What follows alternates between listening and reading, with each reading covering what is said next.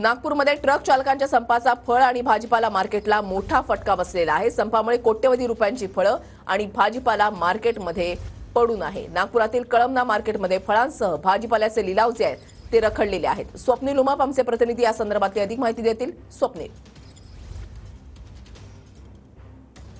नक्कीच वृषाली, मी सध्या अमरावतीच्या कृषी उत्पन्न बाजार समिती अंतर्गत येणाऱ्या ज्या त्या भाजीपाला मार्केटमध्ये आहेत। पश्चिम विदर्भातली सर्वात मोठी भाजीपाला मार्केट आहे। जवळपास 35 ते 30 ट्रकांमधनं जे आहे ते दररोज या ठिकाणी भाजीपाला येतो, परंतु ट्रक चालकांचा संप आहे, त्यामुळे ट्रक जे आहेत ते बाजारपेठेमध्ये आले नाही। आज इथल्या व्यापाऱ्यांचं म्हणणं आहे की 8 ते 10 ट्रक आलेले आहे आणि परिणामी त्याचा परिणाम जो आहे तो भाजीपाल्याच्या दरावर झालेला आहे।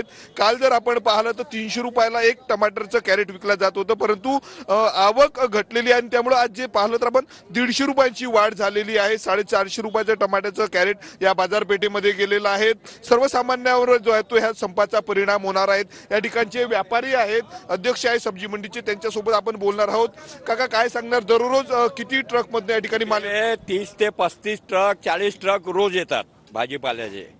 आज हे ट्रक संप असल्यामुळं फक्त 5 ते 7 ट्रक आज मार्केटमध्ये आले, त्यामुळे भाजीपाल्याची आवक घटली आहे। हे APMCची मोठी मंडी आहे, 5 जिल्ह्यापैकी एक मंडी आहे।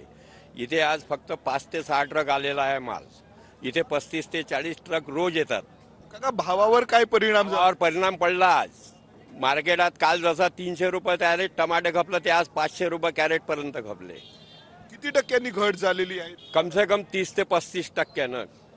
नक्कीच, तर आपण बघू शकतो वृषाली, सर्वात मोठी बाजारपेठ आहेत अमरावती, यवतमाळ, वाशिम, बुलढाणा आणि अकोला जिल्ह्यापैकी मोठ्या प्रमाणावर शेतकरी माल आणत असतात। अमरावती जिल्हाच नव्हे तर इतर राज्य, नाशिक असेल, इतरही भागामधनं आणि UP मधनं गांजर या बाजारपेठेमध्ये येत असतात। परंतु ट्रक चालकांचा संप आहे आणि त्याचा परिणाम जो आहे तो भाजी बाजारपेठेवर झालेला आणि पर्यायी दरवाढ झालेली आहे आणि याची खात्री जी आहे ती सर्वसामान्य लोकांना पडणार आहे। दुसरीकडे ट्रक उपलब्ध होत नसल्यामुळे शेतकऱ्यांचं मोठं नुकसान होणार आहे। संपूर्ण नाशवंत हा भाजीपाला असतो आणि मोठ्या प्रमाणावर जो फटका शेतकऱ्यांनाही बसलेला आहे, सर्वसामान्य लोकांना देखील संपाचा फटका बसणार आहे। नक्कीच, धन्यवाद स्वप्नील दिलेल्या सविस्तर माहितीसाठी।